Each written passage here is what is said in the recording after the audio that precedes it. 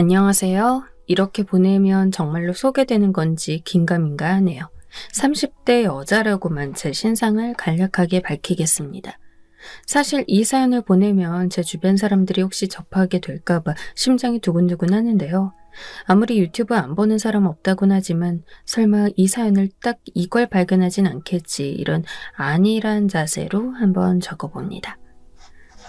저는 초등학교 때 남자애들보다는 여자애들하고만 주로 어울려 지냈던 아이였어요. 내성적이고 숫기가 좀 없고 그랬거든요. 짝사랑도 혼자서만 끙끙 앓았고 친구한테 나 누구 좋아한다고 털어놔 본 적도 없었어요. 그 다음엔 여중에 진학했습니다. 고등학교는 그 근처에 있는 여고를 갔고요. 그 다음으로 대학은 여대를 나왔어요. 제 근처에 남자란 남자는 아주 씨가 다 말라 있었죠. 그러다 보니까 이성을 대하는 게 어색하고 어려웠습니다. 친구 따라 강남 간다고 하잖아요. 저는 제 주변 친구들이 전부 모태솔로였습니다. 살면서 한 번도 이성교제를 해본 적 없는 사람을 일컫는 말이죠. 저를 포함해서 주변 아무도 연애를 안 하니까 특별한 갈망 없이 지내왔어요. 그런데 대학 졸업을 딱 하고 나니까 위기감이 오는 거예요. 저 취업하자마자 친구의 지인이 남자를 소개시켜줬거든요. 안녕하세요. 김정아입니다. 좋아하는 음식은 소불고기이고 싫어하는 음식은 초밥입니다. 잘 부탁드릴게요. 제가 그 소개팅남 앞에서 자기소개를 이렇게 했었어요. 저 25이었습니다. 5살 아니고 25이요. 머리가 하얗게 돼서 그냥 아무 말이나 막 나갔던 거예요. 그 남자 본 표정이 딱 와, 뭐 이런 게 다 있지? 하는 얼굴이 되더라고요. 소개팅은 당연히 망했죠. 다시는 소개팅하지 않으리라 다짐했어요. 그 후로 몇 달이 지났을 무렵 저의 친한 친구에게 남자친구가 생겼습니다. 깜짝 놀랐지만 축하해줬습니다. 그리고 해가 바뀌었더니 또 다른 친구가 남자친구를 만들더라고요. 그때 느꼈어요. 혹시 나만 뒤처지는 건가? 나도 남자친구 만들고 싶다. 아무래도 나 외로운 것 같아. 드라마를 보든 영화를 보든 무작정 사랑 이야기만 눈에 들어왔어요. 길거리를 걸어도 커플 천지였죠. 전에는 막연하게 연애는 뭘까 이렇게 궁금했었다면 이제는 연애를 하고 싶다 제발 이렇게 바뀌어 있었죠. 그리고요, 뭔가 우리나라 사회가 남들과 다른 걸 쉽게 용인하지 않더라고요. 26 먹도록 남자친구 한 번도 안 사귀어 봤고 집에 돈 없는 거 아니고 자취하고 있어서 엄격한 부모님의 통제도 없고 멀쩡한 직장을 가지고 있는데 연애 경험이 없다 이러니까 저를 무슨 돌연변이 취급들을 하는 거예요. 남들은 특별히 하자 없으면 다들 연애 잘만 하는데 왜 혼자 그렇게 지내냐면서 은근히 눈치도 줬습니다.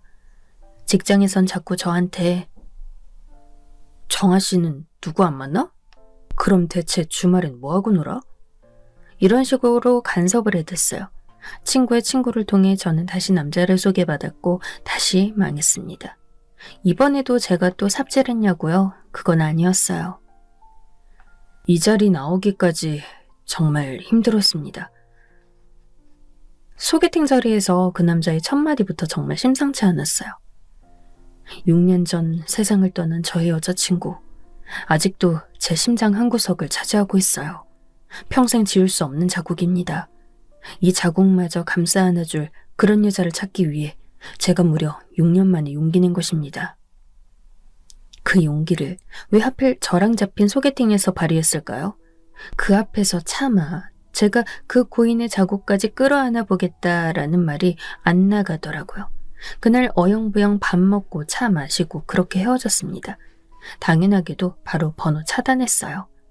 시행착오를 너무나 이상하게 겪었던 저는 다른 수단을 쓰기로 했습니다.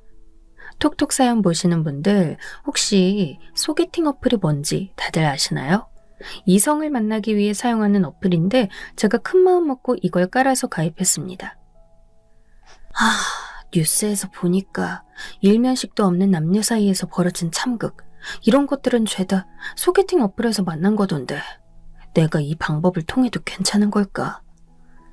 조금 거부감이 있어서 고민에 고민을 거듭했지만 결국 도전해보았죠. 돌다리도 두들겨보고 건너야 한다지만 너무 까다롭게 굴면 아무도 못 만날 것 같아서 유하게 굴었어요.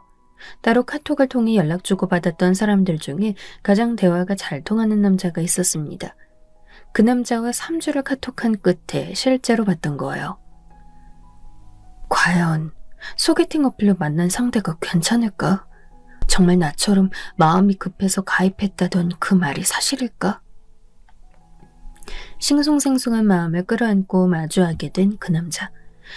저보다 2살이 더 많았습니다. 약속 장소에 차를 끌고 나왔어요. 안녕하세요. 일찍 온다고 했는데 저보다 더 일찍 오셨네요. 기다리게 해드린 것 같아 죄송합니다. 저를 보자마자 꾸벅 인사부터 하는 거요.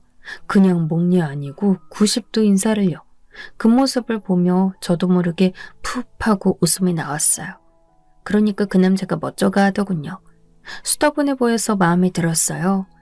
저랑 사는 데가 차로 1시간 넘게 걸렸는데 그걸 전혀 개의치 않아 하는 거예요. 앞으로 어디에 계시든 무조건 제가 가겠습니다. 제 쪽에서 다 맞추면 문제될 게 없어요. 연애하면 성실하게 임하겠다며 적극적으로 자기 어필을 해왔습니다. 그 부분도 저는 괜찮은 것 같았어요. 긴장되기도 했고 약간 어색하기도 했지만 처음 실제로 만난 자리 치고는 나쁘지 않았죠. 그래서 다음에 또 만나기로 했습니다. 2번째 만났을 때 사귀기로 했어요. 그리고 그 이후부터 호칭이 오빠 동생으로 편하게 넘어갔죠. 제가 드디어 모태솔로의 역사를 깨부수고 27의 봄에 첫 남자친구를 만들었던 겁니다. 남자친구는 20살 때 뭣도 모르고 그냥 대학 새내기의 기분에 취해 여자친구를 짧게 사귀었었대요. 얼마나 사귀었냐 그랬더니 딱 2달 만났다고 합니다. 그 후로 1년 뒤에 새로 여자친구를 만들었는데 이번엔 5년을 갔었다네요. 이 여자친구가 군대도 다 기다려줬다고 합니다. 그랬는데 글쎄 바람나서 떠났대요. 소개팅 어플에서 만난 남자하고 바람나서 나 같은 건 거들떠보지도 않고 가버렸어. 그런데 웃기죠? 그때 일이 생각나서 남자친구가 옆글이 싫을 때 소개팅 어플을 떠올려낼 수 있었다는 겁니다. 그걸 깔았다가 절 만난 것이었죠. 그래서 저는 남자친구랑 제가 운명으로 엮였다고 생각을 했었더랍니다. 연애 시작할 당시 저는 사무직하면서 연봉 3천만 원을 받는 자취생이었고요. 남자친구는 서비스직 연봉 3,600에 부모님이랑 같이 본가 생활을 하고 있었습니다. 요컨대 남자친구가 돈을 더 잘 벌기도 했지만 더 모으기도 좋은 환경이었죠. 하지만 이런 것 가지고 남자친구가 생색낸 것도 없었고 제가 자격지심을 느낄 일도 없었습니다. 왜냐하면 제가 역세권 오피스텔에 혼자 자취하는 것만 보고도 남자친구는 감을 잡을 수 있었으니까요. 제가 결코 가난한 집의 딸이 아닐 거라는 사실을요. 우리 집이 좀 없이 살진 않아. 아빠는 그냥 관리직이시고 엄마는 개인 편집숍에 들어가는 소품 수작업이나 간간히 하시는데 집에 재산이 나름 있는 편이라서 다들 그냥저냥 편하게 지내. 저는 대략 저희 집 사정을 이런 식으로만 설명했어요. 20살 때부터 대학 문제로 혼자 올라와 자취하느라 가족들 현황을 세세하게 알진 못한다는 식으로도 둘러댔고요. 제가 위로 언니랑 오빠가 있거든요. 그런데 전에 언니가 자기 남자친구한테 저희 집 이렇다 저렇다 하는 걸 미주알고주알 아주 다 떠들었다가 별로 안 좋은 결말을 본 적이 있었기 때문에 그걸 교훈 삼아서 3남매는 저희 집 환경을 떠들지 않게 됐던 것이죠. 그런데 남자친구가 그랬어요. 원래 서울보다 지방이 여유롭게 살기 좋다? 같은 돈이라도 서울에선 어림도 없는데 지방 그쪽에선 30평 넘는 아파트는 없곤 하잖아. 그런 차이가 있지. 뭐 알았다고 했죠. 그 말이 틀린 건 아니니까요. 그래서 남자친구가 그런 식으로 말할 때마다 오빠 말이 맞다. 우리 집 지방이라서 넉넉하게 사는 것처럼 보이는 효과가 있다. 이렇게 받아줬었네요. 지금 생각하니까 그때 왜 그랬는지 몰라요. 첫 연애라서 뭣도 모르고 다 좋아서 허허 실실이었나 봅니다. 그런데 저나 남자친구는 어린 나이는 아니었잖아요. 저 28, 남자친구 30 되니까 저희 관계를 진지한 자세로 바라보게 됐어요. 생각도 못하고 있다가 어느 날 우연히 남자친구 어머님과 식사를 같이 하게 된 적도 있었고요. 그런데 어머님께서 저랑 남자친구를 빤히 보시더니 혹시 둘이 결혼 생각은 있고? 내가 주책맞게 구는 것 같아 민망하긴 한데 내 눈엔 둘이 아주 잘 어울려 보이네. 이런 말씀을 하시는 거예요. 저 밥 먹다가 깜짝 놀라서 얼어붙었는데 남자친구는 난감해하면서도 입가에 미소를 띠는 모습이었어요. 그걸 보고 제가 마음이 동했죠. 아, 이 남자 나랑 결혼할 생각이 있나 보구나. 그때부터 저도 남자친구랑 결혼하면 어떨까를 상상하게 되었어요. 사귀면서 남자친구랑 크게 싸운 적도 없었고 실망한 경우도 없었어요. 아, 저건 좀 깬다 싶었던 순간들이라면 있었어요. 자기 인생에서 스쳐갔던 여자들을 회상하면서 욕을 엄청 했었거든요. 그때 좀 기분이 안 좋더라고요. 나랑 헤어지면 내 욕을 이렇게 하겠지. 왠지 그럴 거란 생각이 드는데. 그리고 저희가 소개팅 어플을 통해 만난 사이잖아요. 그런데 남자친구가 어느 날 무슨 대화를 하던 도중에 갑자기 난 그 어플에서 너무 예쁜 여자들한텐 일부러 말 안 걸었어. 뭔가 수상해 보이잖아. 굳이 그렇게 예쁜 여자들이 소개팅 어플에서 남자 만난다고 할 것 같지가 않았거든. 꿍꿍이가 있는 것 같았지. 그래서 예쁜 여자 말고 그 아래 등급한테만 연락했다. 이런 말을 하는 겁니다. 잘 생각해보면 제가 안 예쁜 여자란 말 아닌가요? 예쁘지 않기 때문에 말을 걸었다는 얘기가 되는 거라 솔직히 좀 어이가 없었어요. 하지만 그런 순간들 말고는 남자친구와 문제 있었던 적이 없습니다. 대화도 재미있게 잘 통하는 편이었고 문화 취향도 비슷했어요. 그러니까 서로 만나는 게 좋았죠. 그리고 저는 우유부단한 면모가 있었거든요. 나이 들면서 적극적으로 많이 변했지만 원체 소심함이 강했던 저였기에 살짝 내성적이기도 했고요. 그런데 남자친구는 외향적인 데다가 딱 기면 기고 아니면 아니고 스타일에 자기 주장 정확하게 내세울 줄 알아서 저와 상반되는 부분이 있었습니다. 서로 보완되는 조합이라고 생각했어요. 결혼은 이런 사람이랑 하는 게 좋을 것 같다는 생각이 점차 굳어져 갔고 그건 남자친구 역시도 마찬가지였습니다. 연애한 지 1년 6개월이 되었을 때였죠. 함께 휴무를 맞춰서 여행을 다녀오기로 했습니다. 오빠, 이번에 우리 거기 관광지 당일치기로 가는 거 있잖아. 혹시 그때 상황 봐서 일찍 올라오게 될 것 같으면 우리 오빠 잠깐 뵐래? 뭐? 아버님을? 거기는 너 부모님 댁이랑 거리가 살짝 있지 않나? 코스에 넣기 애매한데? 에이, 그게 아니고 우리 아빠가 그날 일 때문에 딴 지역에 가 계실 거라는데 거기가 우리 관광지 갔다가 올라오는 바로 그 길에 있는 지역이거든. 내가 지도 보니까 들르기 딱 좋은데? 시간 여유로우면 아빠랑 같이 저녁 먹어도 되고. 그래? 난 괜찮은 것 같아. 너무 어려운 자리에서 처음 뵙게 되면 나도 좀 그러니까 이럴 때 얼른 눈도장만 찍어두고 다음에 정식으로 인사드리면 좋을 것 같네. 오빠도 괜찮다고 하니까 다행이네. 그럼 그렇게 하자. 아빠한테는 딱히 언제 안 해놓을까봐 괜히 부담 가져서 뭐 준비하고 그러실까 겁나네. 우리가 그날 일정 봐서 움직이자. 제가 욕심을 내서 지방 내려가는 김에 아빠를 슬쩍 남자친구와 인사시키고자 했어요. 왜냐하면 이게 일종의 서프라이즈 이벤트라고 생각했거든요. 남자친구에게 짜잔, 우리 아빠 이런 사람이야. 이런 식으로 소개해주고 싶었어요.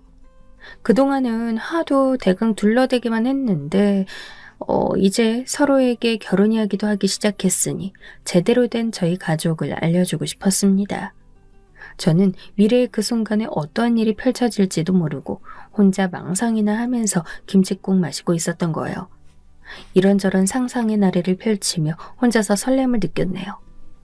대망의 당일이었습니다. 아침 일찍 지방의 한 관광지로 내려갔던 저희는 오후가 되어 다시 올라갈 때 저희 아빠를 잠깐 뵙기로 했어요. 오빠, 내가 내비쳐놨어. 이제 안내하는 대로 가기만 하면 돼. 아빠가 지금 계시다는 현장의 주소를 내비게이션에 입력해놓고 전 싱글벙글이었죠. 남자친구는 주소지를 확인하더니 약간 떨떠름한 기색으로 운전했습니다.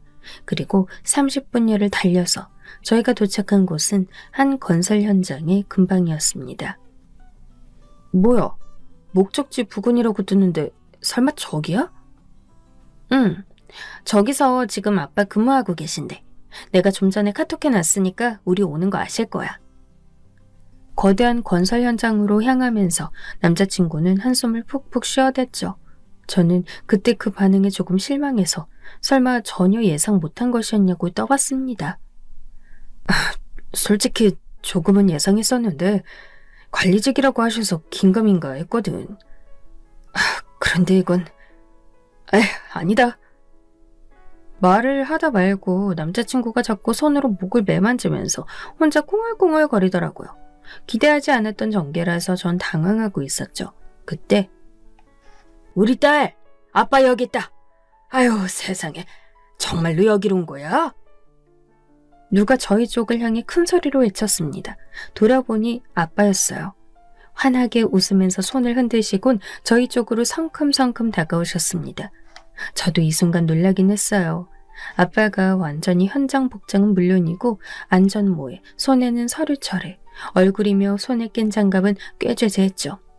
현장 근로자의 착장을 완전히 따르고 있었습니다. 아버님 안녕하십니까? 정아 남자친구 윤상철이라고 합니다. 남자친구가 얼른 인사를 드렸는데요. 표정이 살짝 굳어있는 게 보였어요. 그리고 저는 알고 있었거든요. 이런 표정이나 행동거지는 남자친구가 정말로 난감해서 어쩔 줄 모를 때 나오는 반응이었어요. 저는 기분이 착 가라앉고 남자친구는 표정 관리 안 되고 있고 그 와중에 저희 아빠만 너털웃음을 터뜨리셨죠. 내가 거의 평생을 이 일만 해왔어요. 외길 인생입니다. 외길 인생. 유쾌하게 걸걸한 목소리로 그러시는데 남자친구가 저를 슬쩍 쳐다보더니 이렇게 말했습니다. 한창 일하시는데 저희가 방해된 것 같습니다. 저희 이만 가보겠습니다. 굉장히 다급한 투였어요. 전 어이가 없어서 남자친구를 쳐다봤는데 팔꿈치로 저를 잽싸게 툭 치는 거예요. 아니, 이렇게 바로 가려고? 예. 사실은 일정이 있어서요. 여기 못 들릴 줄 알았는데 정말 잠깐 시간 내서 아버님 뵈러 온 겁니다. 섭섭해하는 아빠에게 남자친구는 잘 도둘러댔습니다. 그런 사람 앞에서 아빠가 가지 말라고 할 수도 없는 노릇이잖아요. 그렇다고 거기서 제가 저희 사실 아무 일정도 없다고 말하면 분위기 완전 이상해지는 거고. 그래서 아빠한테는 어쩌다 보니 그렇게 됐다고 죄송하다고 둘러대면서 자리를 벗어났습니다. 차로 가는 동안 속에서 울컥하는 게 밀려왔죠. 남자친구는 아무 말 없이 차에 탔고 저도 조수석에서 가만히 있었습니다. 올라가는 길 내내 그렇게 서로의 침묵의 신경전을 벌였어요. 그러다가 거의 다 와갈 때 남자친구가 먼저 입을 열었습니다. 야, 얘기 좀 하자. 아버님 그런 일 하시는 분이었어? 노가다 뛰시는 거야? 굳이 노가다라고 표현해야 돼? 오빠 지금 말투 굉장히 별로야. 그래, 일용직 노동자라고 해줄게.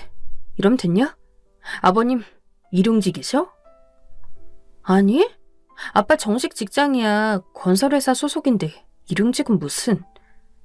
전 마음 같아선 저희 아빠 어떤 위치에 계신 분인지 확 발설하고 싶었지만 참았습니다.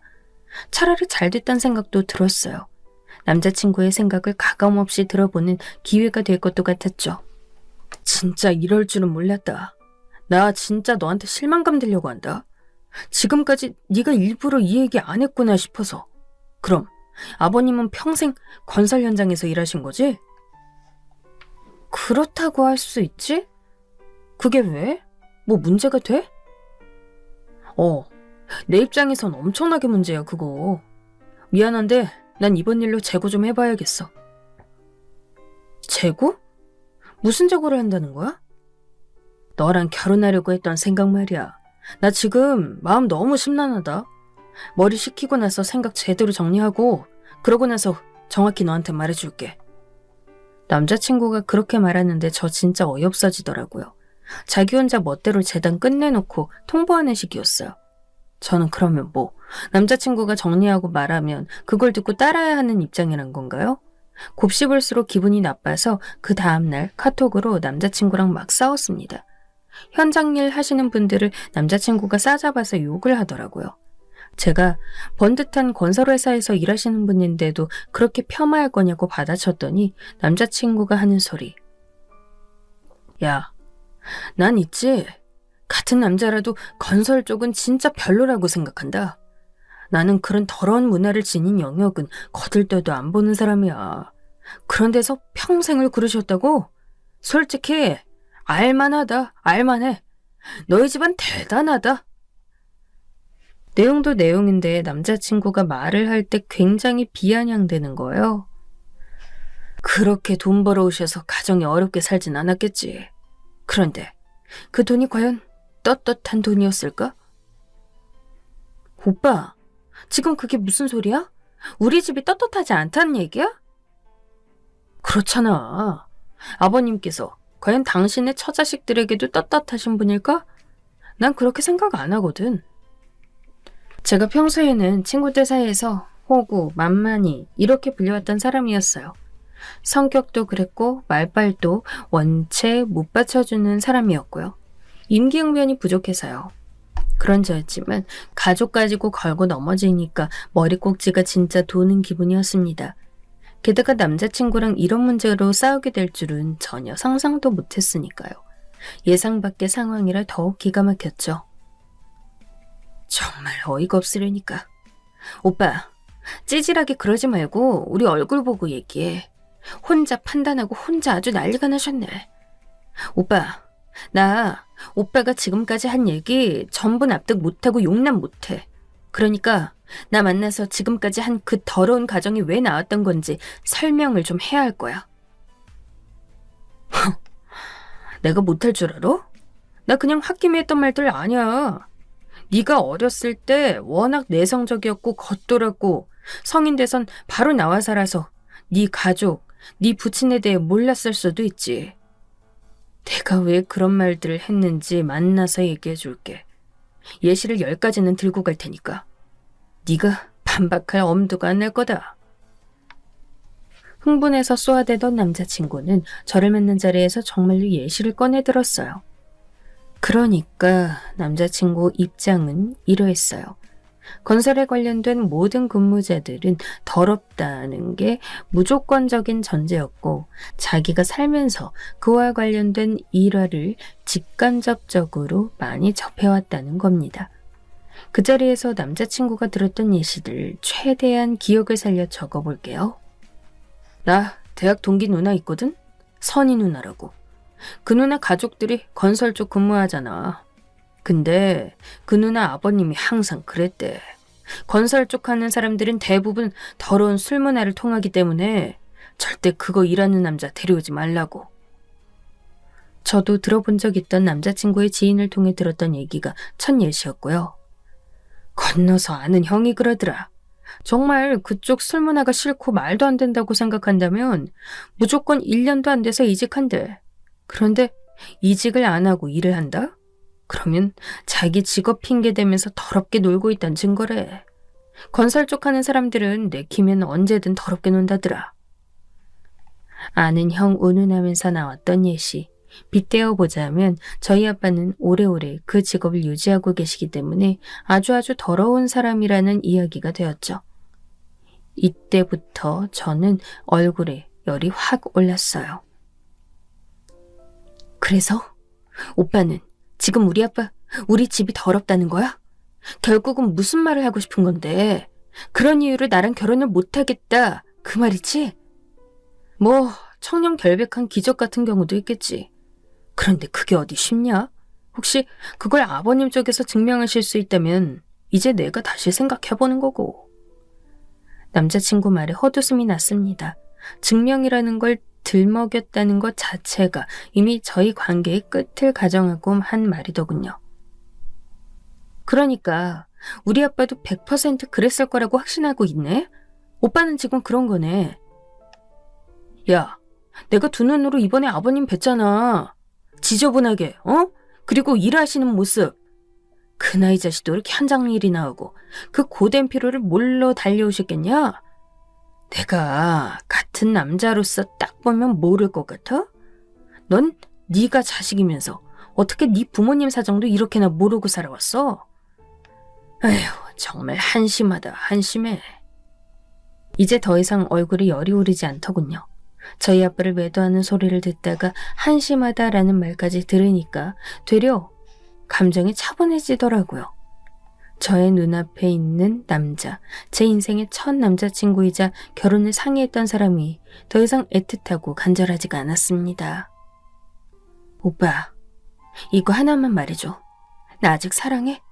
나랑 결혼하고 싶은 마음이 있어, 없어? 나? 너 아직 사랑하지. 근데 결혼은 집안과 집안의 결합이잖아. 가풍이 중요하단 말이 괜히 있는 것도 아니고. 에휴, 나는 이렇게 찝찝한 결혼 하고 싶지가 않다. 미안하다. 너도 내 입장 어떤지 이해는 하지? 그래, 그랬구나. 나 오빠가 무슨 말 하는지 정확히 알아들었어. 그럼 우리 이제 헤어지는 거네? 오빠나 나나 둘 다 결혼을 바라보고 있는 시기인데 우리는 결혼을 안 하잖아. 헤어지자는 얘기 돌려서 하는 거 맞지? 제가 그렇게 짚어내자 남자친구는 고개를 조금 숙이면서 한숨을 아주 크게 내쉬었습니다. 기껏 신랄하게 다 떠들었으면서 나쁜 놈 되긴 싫어가지고 먼저 헤어지자 소리를 안 하고 있다는 걸 둔한 저도 눈치챌 수 있었죠. 건설 현장 노가다 그거 본 순간부터 나 마음 떴다. 치사하게 작은 목소리로 중얼중얼거리더라고요. 정말 찌질해 보였습니다. 지금까지 내가 오빠한테 우리 집 얘기 정확히 전달 안 해서 미안했어. 우리 아빠가 어떤 사람인지 내가 일부러 말 안 해왔던 것도 알아. 인정할게. 이 부분은 내가 정말 미안해. 제가 그렇게 말하니까 남자친구가 피식 웃더라고요. 비웃는 것 같기도 했고 그럼 그렇지 하는 기색이기도 했습니다. 이미 볼장 다 봤단 식으로 지루한 표정을 하고 있는데 저는 이 자리를 마무리하기로 하면서 제 가방 안을 뒤적거렸습니다. 그 안에는 일부러 챙겨 나온 저희 아빠의 명함이 있었죠.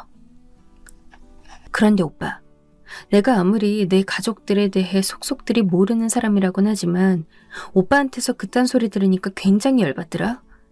비록 우리는 헤어지지만 잘못된 부분만큼은 바로잡고 싶어. 오해는 풀어줄게. 야야, 됐어. 난 아예 듣고 싶지도 않아.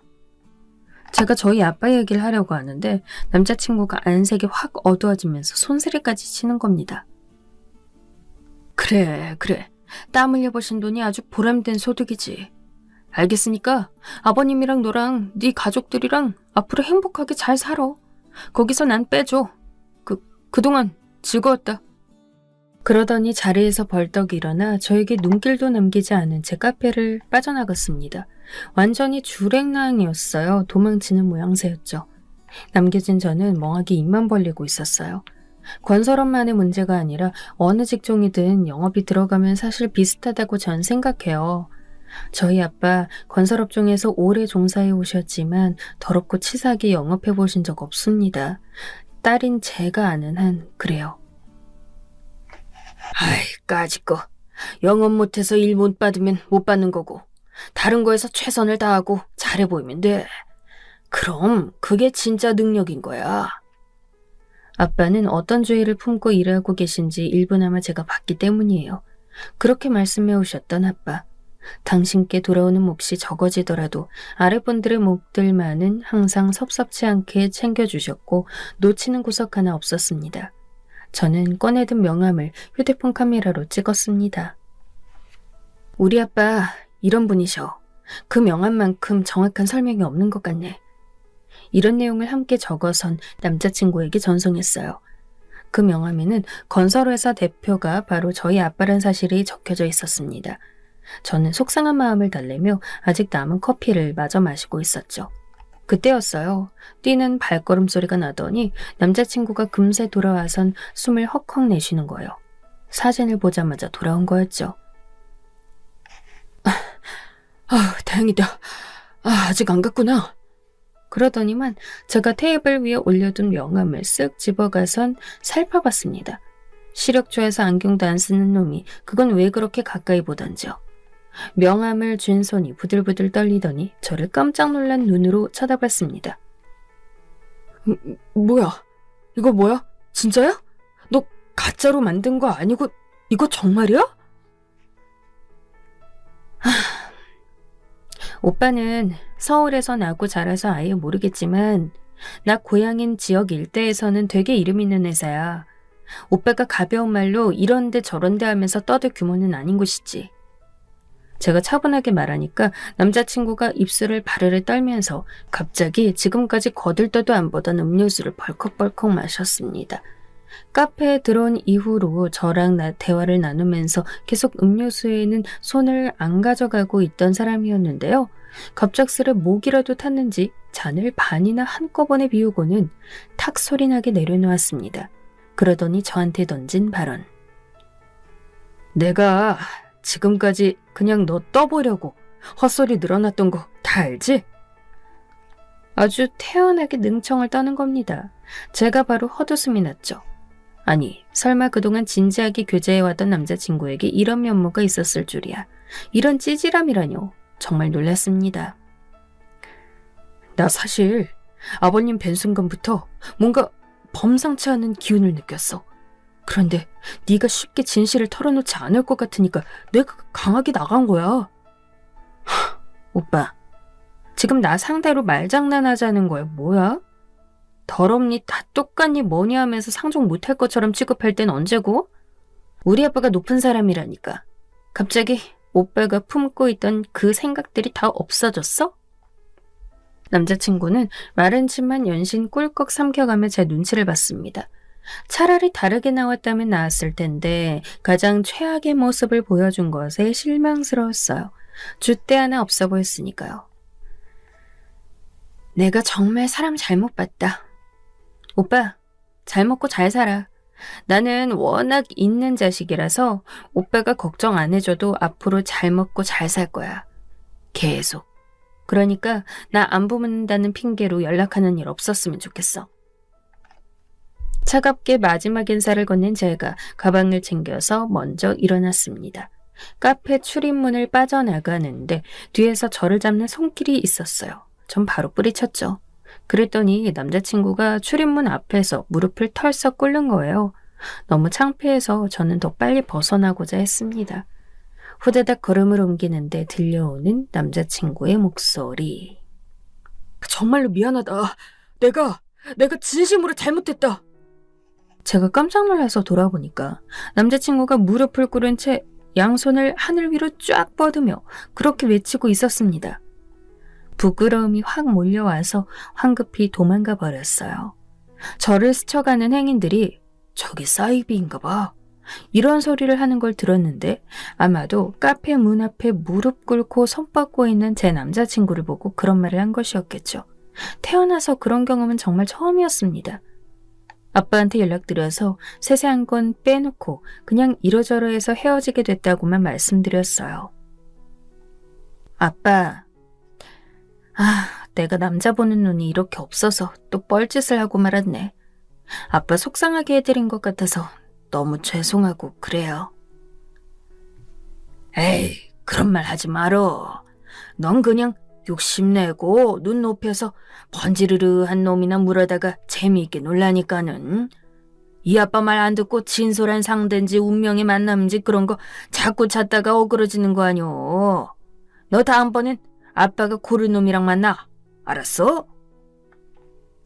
아빠는 자꾸 저한테 있는 집 자식을 붙여주려고 해오셨거든요.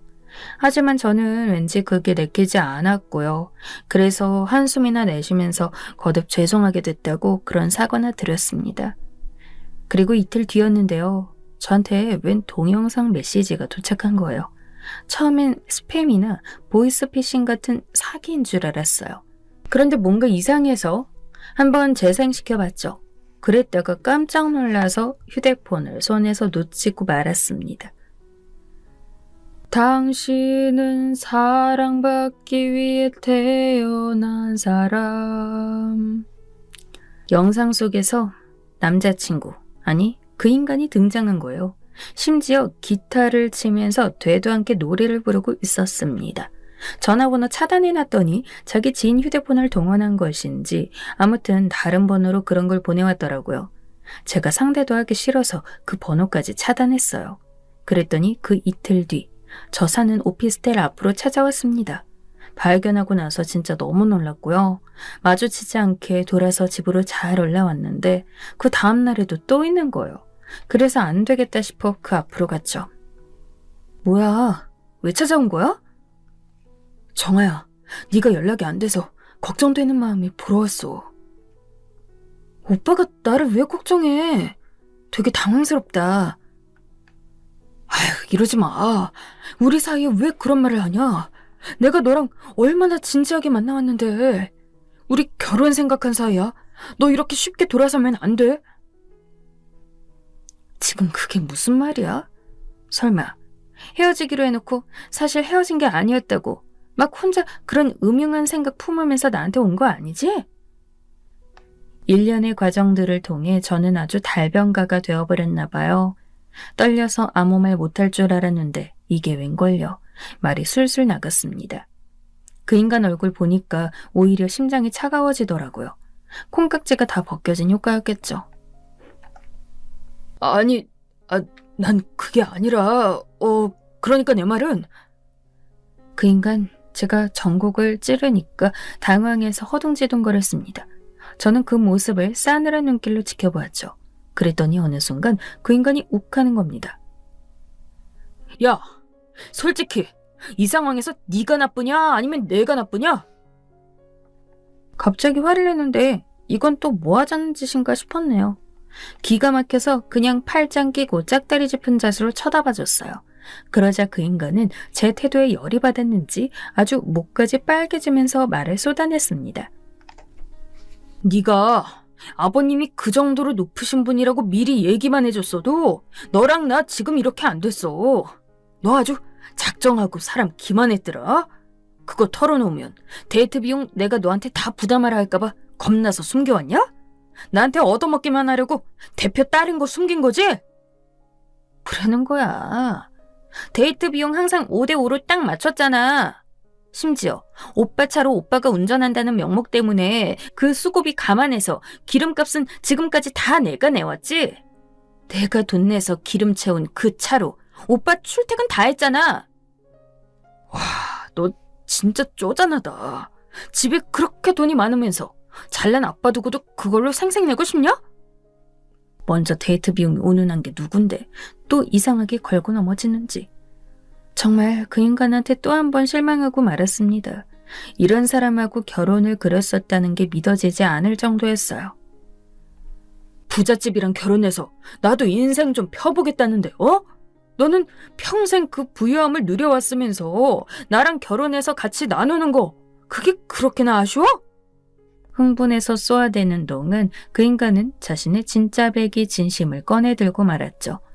저라는 여자가 아깝고 놓치기 싫어서 아직 많이 사랑해서 이런 이유가 아니라 제 집안 배경이 탐나서 구질구질하게 잡고 싶었던 거였어요. 그 진심을 듣자마자 쓴 웃음이 지어지더군요. 네가 사람 우습게 만든 거야. 너 나한테 지금 사과해야 하는 입장이라고. 쉽게 사귀지 않는 분노를 계속 표하는 그 인간에게 저는 웃으면서 대답해 주었습니다. 그래, 미안해. 내가 다 잘못했어. 그러자 그 인간이 놀라서 조용해지더니 이윽고 눈이 휘둥그레지더군요. 지금 뭐라고? 내가 미안하다고. 진심으로 미안했어. 사과할게. 그럼 이제 됐지? 우리 두 사람 사이에 남은 건 없는 거다. 저는 깔끔하게 정리하곤 그 인간에게 손을 흔들어 주었습니다. 한 번만 더 찾아오면 신고하겠다는 친절한 안내도 함께 남겨주었고요. 그러자 그 인간 표정이 멍하게 바뀌었어요. 혼자 계속 열불 터뜨린 것에 대한 후회가 찾아온 듯해 보였습니다. 성질을 못 참아낸 스스로를 원망하는 것 같았어요. 왜냐하면 오피스텔 건물 안으로 들어서면서 뒤를 힐끗 보니까 그 자리에 털썩 주저앉아 있었거든요. 넉나간 얼굴로 한숨을 푹푹 내쉬고 있었습니다. 제가 보아왔던 그 인간의 모습 중에서 그때가 가장 못생겨 보였어요. 그리고 어떻게 보자면 가장 솔직한 그 인간의 본 모습처럼 보이기도 했죠. 그 뒤로 3주 지났을 때였나? 한번 다른 번호를 통해서 저한테 그 인간이 연락해 온 적이 있었어요. 전 단호하게 끊어냈죠. 그리고 그때로부터 또 며칠 뒤였는데요. 모르는 번호로 메시지가 왔길래 보니까 그 인간의 어머님이었습니다. 지나간 인연을 붙잡아 지금의 인연으로 잡으라나 뭐라나 하는 내용이었어요. 어떤 답장을 드릴까 하루 종일 고민하다가 친구의 조언을 받아 그냥 차단했습니다. 그리고 나중에 알게 된 사실. 그 인간은 저한테 그렇게 차이고 나서 그 심정을 달래고 싶었나 봐요. 어떤 여자랑 붙어 먹었는데 임신이 돼서 급하게 결혼했습니다. 저에겐 천만다행이었죠. 혹시나 또 저한테 연락 오고 다시 만나달라고 빌까봐 은근히 걱정됐었거든요. 그런데 그 인간하고 결혼한 여자의 정체를 알고 뒤집어질 뻔했습니다. 제가 간접적으로 아는 사람이었어요. 옛날에 그 인간이랑 5년 사귀다가 소개팅 어플로 다른 남자랑 바람났던 그 옛날 그 여자요. 세상에. 이름하고 얼굴 보니까 그 여자더라고요. 그런데 웃긴 건 결혼하고 아이 낳았는데 돌잔치 전에 그 여자가 바람났대요. 그 인간이 아주 죽을 상을 하고 산다는 게 마지막으로 들었던 소식입니다. 드라마 한 편을 봐도 잠이 안 와서 그냥 있었던 일을 술술 써봤어요. 사실 내일이 소개팅 날입니다. 저희 아빠가 주선해 주셨어요. 그 인간하고 헤어진 이후 남자 한 명 사귀긴 했는데 얼마 못 갔거든요. 그래서 결국 아빠가 나섰습니다. 이번엔 거절할 도리가 없어서 제가 수락했고요. 과연 어떻게 되려나요? 혹시 내일 소개팅으로 극적인 전개가 펼쳐진다면 저는 또 사연을 쓸지도 모르겠어요.